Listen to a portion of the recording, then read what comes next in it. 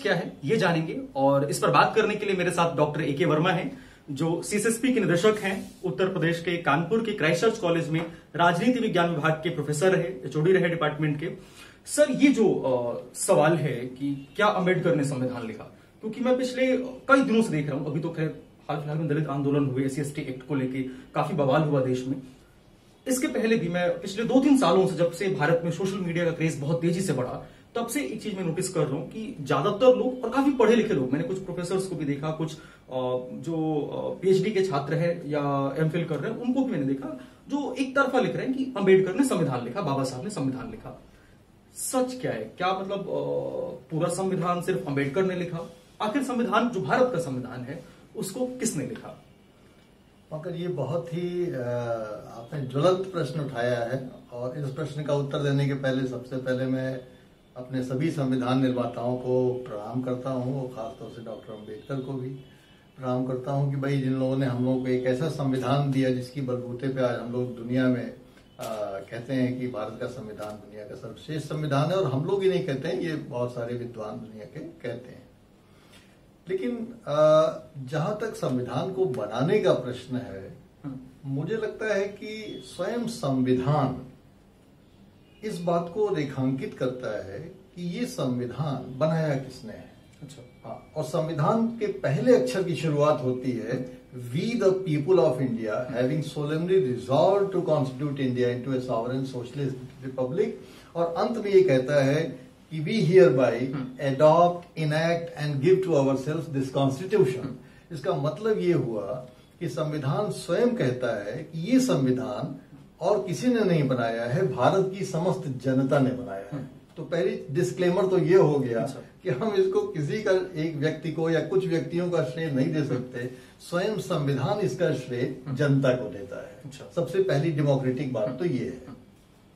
दूसरी महत्वपूर्ण बात यह है कि एक राजनीतिक लाभ लेने के लिए या जुमले के लिए लोग कह सकते हैं कि गांधी ने देश को आजाद कराया, अंबेडकर ने संविधान को लिखा, लेकिन ये एक राजनीतिक कथन तो हो सकता है, लेकिन ये एक वास्तविक सच्चाई नहीं हो सकती है।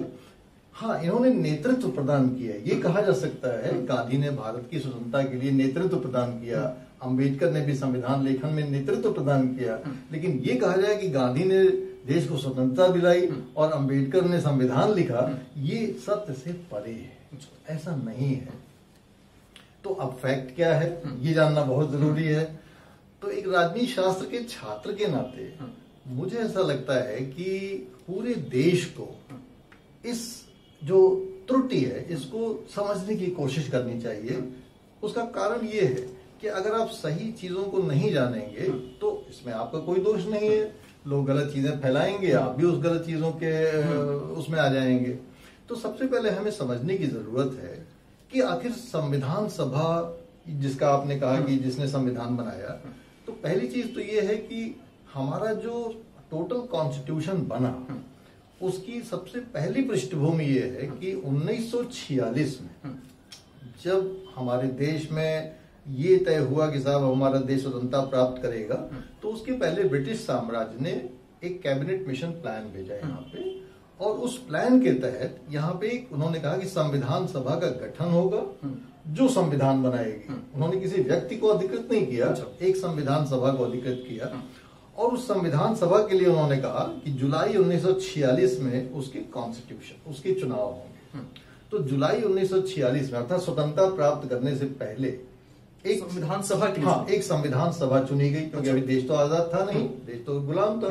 लेकिन अंग्रेजों ने जो योजना भेजी उसके तहत में ही ये था कि पहले यहाँ पे एक संविधान सभा का गठन किया जाए जो कि निर्वाचित हो, और वो निर्वाचन सारे राज्यों को करना था और सारे प्रांतों को करना था, जहाँ पे कि ब्रिटिश साम्राज्य का डायरेक्ट बोलबाला था, और जो देशी रियासतें सबको मिलके उसमें सदस्य प्रतिनिधि भेजने थे।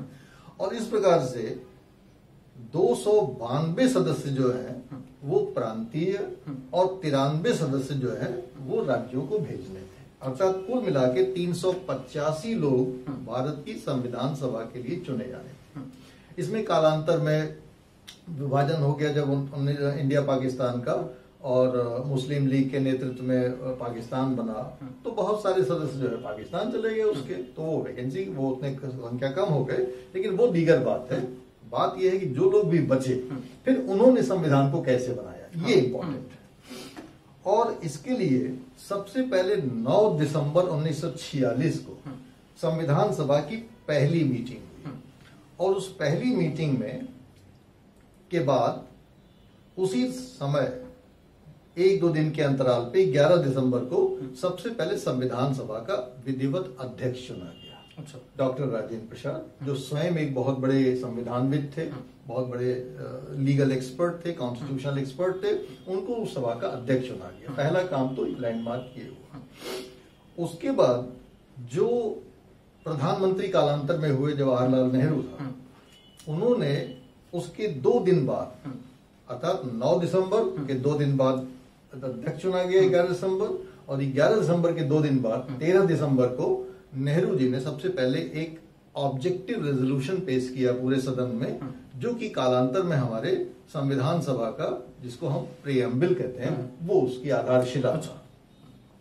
तो एक प्रकार से 13 दिसंबर को भारत के प्रीएम्बल की आधारशिला जवाहरलाल नेहरू ने रखी। जैसे कि हम नींव देखते हैं, किसी भवन की नींव बनती है, उसी प्रकार से भारत के संविधान की जो नींव थी वो 13 दिसंबर को ऑब्जेक्टिव रेजोल्यूशन के थ्रू लगाई गई, और उसको कालांतर में संविधान सभा ने पारित किया। उसके बाद जो सेकेंड स्टेज थी कि एक बार ऑब्जेक्टिव रेजोल्यूशन जब पास हो गया कि हमें किस प्रकार का संविधान बनाना है, तो बहुत सारी समितियां बनाई गई, कमेटीज बनाई गई, समितियां बनाई गई, और उन समितियों में बहुत सारे जो विद्वान थे, उसमें एक से एक एक्सपर्ट थे, कॉन्स्टिट्यूशनल एक्सपर्ट। उस जमाने में क्या कहने हैं, अगर आप आज संविधान सभा की डिबेट पढ़ें तो आपको लगता है कि क्या विद्वत्ता थी लोगों में, और कितना विलक्षण ज्ञान था। दुनिया भर के संविधानों का अध्ययन सबने किया हुआ था। तो सब लोग वहां पे कमिटियों में बटे, और नाना पे, कोई फंडामेंटल राइट पे, कोई स्टेट पे, कोई सेंट्रल पावर पे, कोई किसी विषय पे भिन्न भिन्न विषयों की कमिटियां बना दी गई, और सब लोग अपने अपने क्षेत्र में अपने अपने अध्ययन करके आने लगे, और वहां पे आपस में विमर्श होता था, और वो कुछ उसमें प्रस्ताव पारित करते थे। जब सारी कमेटियां बन गई तो इन कमेटीज ने अपनी रिपोर्ट्स दी, और इन्हीं कमेटी की रिपोर्ट्स के बेसिस पे संविधान सभा का पहला ड्राफ्ट बना। अच्छा। पहला प्रारूप जिसको कहते हैं, संविधान सभा का पहला प्रारूप बना। और ये प्रारूप बहुत कम लोगों को आज वो नाम भी याद है कि किस व्यक्ति ने ये प्रारूप बनाया था। अच्छा। भारत की संविधान सभा ने एक अपना लीगल एडवाइजर, कॉन्स्टिट्यूशनल एडवाइजर नियुक्त किया था। अब सोचिए कि स्वयं संविधान सभा जिसको अपना विधिक और कॉन्स्टिट्यूशनल परामर्शदाता नियुक्त करे, वो कितना बड़ा विद्वान रहा होगा। आज उसका कोई नाम लेने वाला नहीं है। उसका नाम है प्रोफेसर B.N. राव। अच्छा। Professor B.N. राव भारत की संविधान सभा के लीगल एक्सपर्ट थे, कॉन्स्टिट्यूशनल एडवाइजर थे। अच्छा। और उन्होंने ये जो समितियां बनी, इन समितियों के प्रतिवेदन के आधार पे उन्होंने भारतीय संविधान का पहला प्रारूप प्रस्तुत किया। अब यहाँ तक अभी डॉक्टर अंबेडकर प्रकट नहीं हुए हैं। अच्छा। हाँ, तो ये समझने की बात है, इतना सब हो गया, फर्स्ट प्रारूप ड्राफ्ट का बन गया संविधान का, अभी डॉक्टर अंबेडकर पिक्चर में नहीं आए। इसके बाद 14 जुलाई को ये घटना घटी, 14 जुलाई 1947 को।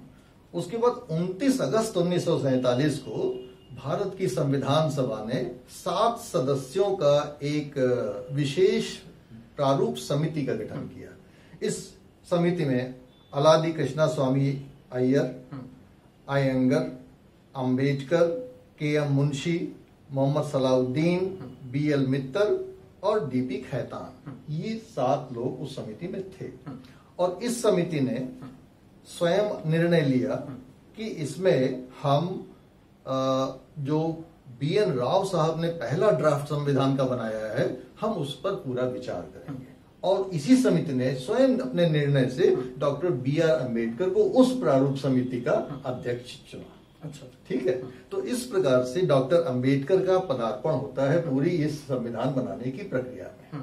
और एक बार जो first draft doctor B.N. Rao ने बना के दे दिया, वही पूरे डिस्कशन का आधार बना संविधान बनाने में। और डॉक्टर अम्बेडकर की जो भूमिका रही और ये पूरे प्रारूप समिति की जो भूमिका रही वो यही रही कि उन्होंने जो पहला प्रारूप डॉक्टर BN राव ने बना के दिया था उस पर उन्होंने बहस मुबाहसा किया। 27 अक्टूबर 1947 से लेके और 13 फरवरी 1948 तक, इतने समय तक ये ड्राफ्टिंग का कमेटी उस पर चर्चा करती रही और तब उसने फाइनली एक कॉन्स्टिट्यूशन बना के दिया, जिसको कालांतर में संविधान सभा को पेश किया गया। और अगला स्टेप ये था कि संविधान सभा में उसमें लगभग 2500 संशोधन के साथ उसको डिस्कस किया।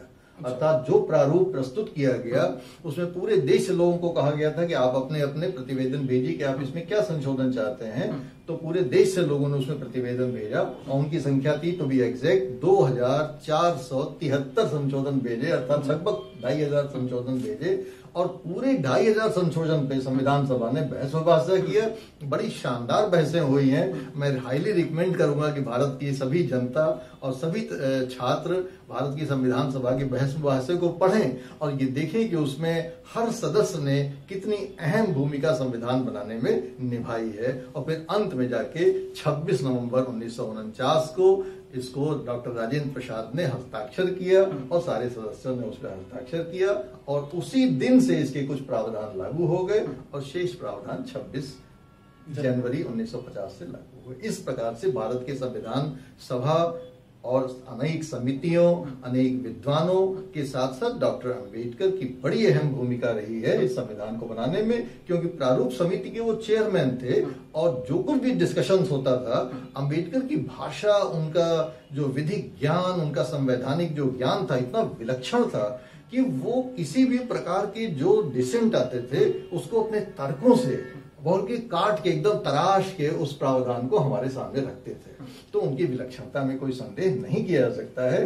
वो बहुत ज्यादा विलक्षण और बहुत ज्यादा संवैधानिक और विधिक विशेषज्ञ थे, लेकिन उसके साथ साथ और भी अनेक सैकड़ों लोग थे जिन्होंने कि उनको इस कार्य में उनका योगदान दिया। इसलिए हम लोगों को जहां बाबा साहब अंबेडकर को हमेशा आदर के साथ याद करना चाहिए भारत के संविधान के निर्माता के रूप में, वहीं उन लोगों को भी नहीं भूलना चाहिए जिन्होंने उनकी विभिन्न समितियों में, प्रारूप समिति में और संविधान सभा में डॉक्टर बाबा साहब के अंबेडकर के साथ मिलकर उस संविधान के निर्माण को किया। मतलब जो बाकी जो करीब 300 लोग, 299 लोग थे जो संविधान सभा में थे जिन्होंने काम किया, तो उसमें ऐसा नहीं था कि नहीं अंबेडकर ने अकेले लिखा और अंबेडकर को पूरा श्रेय मिल गया। मतलब बाकियों का भी उतना ही योगदान है जिसको आज लोग शायद, मुझे लगता है ये आपने बहुत अच्छा सवाल पूछा है और मैं इसके लिए रिकमेंड करूंगा कि 26 नवंबर 1949 का जो दिन है उस दिन अंबेडकर का भाषण संविधान सभा में जो है वो पढ़िए आप। मैं रिकमेंड करूंगा, अपने दर्शकों को भी रिकमेंड करूंगा। अंबेडकर ने स्वयं उस दिन कहा, 26 नवंबर 1949 को जब वो अंतिम भाषण दे रहे थे संविधान सभा ने, तो उन्होंने कहा कि मैं इसका श्रेय कतई नहीं ले सकता हूं, क्योंकि इस संविधान को बनाने में किन किन लोगों में क्या क्या भूमिकाएं निभाई हैं, ये उनका बड़प्पन भी है और एक प्रकार से तथ्य भी है। दोनों ही चीजें हैं। अक्सर लोग श्रेय पूरा लेने की चेष्टा करते हैं, लेकिन डॉक्टर अंबेडकर ने ऐसा नहीं किया। उन्होंने वास्तव में इस बात को स्वीकारा कि इस संविधान बनाने वालों में, इस संविधान बनाने की प्रक्रिया में इस सदन के सभी सदस्यों ने बहुत जबरदस्त योगदान दिया है और उसको उन्होंने ऑन रिकॉर्ड रखा है। इसलिए जब स्वयं डॉक्टर अंबेडकर ने नहीं अपना श्रेय लिया, जब स्वयं डॉक्टर अंबेडकर ने ये नहीं कहा कि मैंने ये पूरा संविधान बनाया है, जब हमारा संविधान नहीं कहता है कि किसी व्यक्ति ने संविधान बनाया है, तो हम लोग अगर वास्तव में कह देते हैं कि कोई एक व्यक्ति संविधान बना के चला गया, तो ये उस व्यक्ति को भी अच्छा नहीं लगेगा और शेष जो लोग संविधान सभा में थे उनकी आत्मा को भी शांति नहीं मिलेगी और ये गलत तथ्य का प्रस्तुतिकरण भी होगा। अच्छा, आखिरी मेरा सवाल ये है कि जो संविधान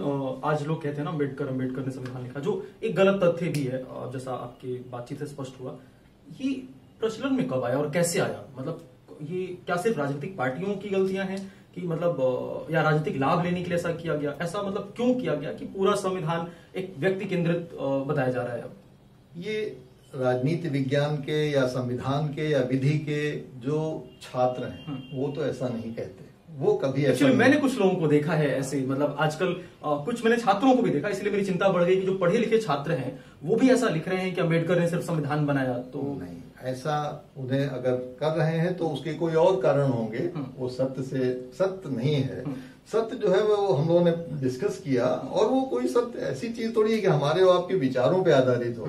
वो तो एक तथ्यात्मक चीजें हैं, कोई भी जाके उस प्रक्रिया को देख सकता है, पढ़ सकता है, समझ सकता है। सबसे महत्वपूर्ण तो ये है कि 26 नवंबर 1949 का अम्बेडकर का स्वयं का भाषण पढ़िए संविधान सभा में। इतना बेहतरीन भाषण है जिसमें स्वयं ये स्वीकारोक्ति है कि इसको संविधान बनाने का श्रेय मुझे अकेला नहीं मिलना चाहिए। अब इससे बढ़ के क्या होगा? और कोई कहे तो उससे विवाद हो सकता है, लेकिन स्वयं डॉक्टर अम्बेडकर ने जब ये स्वीकार किया तो अब इसके आगे तो कुछ कहना ही नहीं। उन्होंने खुद कहा कि मैं इसका संविधान का पूरा श्रेय नहीं ले सकता।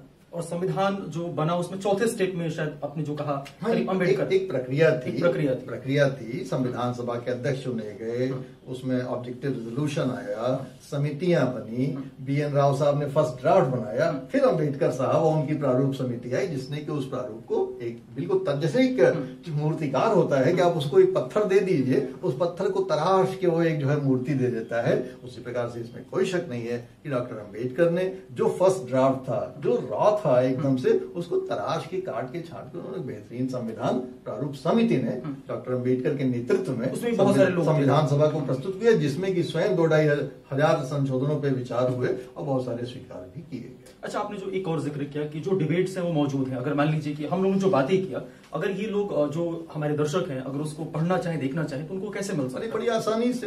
ये तो कहीं भी आप सुप्रीम कोर्ट के वेबसाइट पे चले जाइए, ये लोकसभा की वेबसाइट पे चले जाइए, राज्यसभा की वेबसाइट पे चले जाइए, गूगल में भारत का संविधान डाल दीजिए, संविधान सभा डिबेट्स डाल दीजिए, वो सारे के सारे पूरी सारी डिबेट्स, आपको कहीं जाने की जरूरत नहीं है। घर बैठे मस्ती से आप पढ़िए डिबेट्स को। मैंने भी घर में बैठ के ही पढ़ा है। मतलब उसमें पता चल जाएगा किसने क्या कहा था।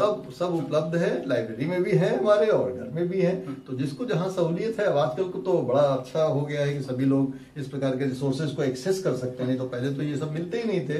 तो आज कंप्यूटर की दुनिया में, इंटरनेट की दुनिया में ये बड़ी सुविधा है। और हम लोगों को जरूर बिना किसी पूर्वाग्रह के, किसी व्यक्ति, हमारी निष्ठा जितनी संविधान से है, जितनी डॉक्टर अम्बेडकर से है, जितनी संविधान बनाने वालों से है, जितनी अपने देश से है, वो एक कॉमन निष्ठा है। उसको हम बांट नहीं सकते कि आपसे हमारी ज्यादा निष्ठा है, आपसे हमारी कम निष्ठा है। ये हमको अप्रोच का एक अपना जज्बा रखना चाहिए कि हमको वास्तव में जो काम जिसने किया है उसकी क्रेडिट उसे देना चाहिए, उससे उसको डिप्राइव नहीं करना चाहिए। Thank you so much sir. मेरे साथ थे डॉक्टर AK वर्मा जो CSSP के निदेशक थे, और हमने आज चर्चा किया कि भारत का संविधान किसने लिखा था, क्या सिर्फ अम्बेडकर को श्रेय देना सही है। आपने वीडियो देखा, आपको कैसा लगा मुझे कमेंट बॉक्स में बताइएगा। अब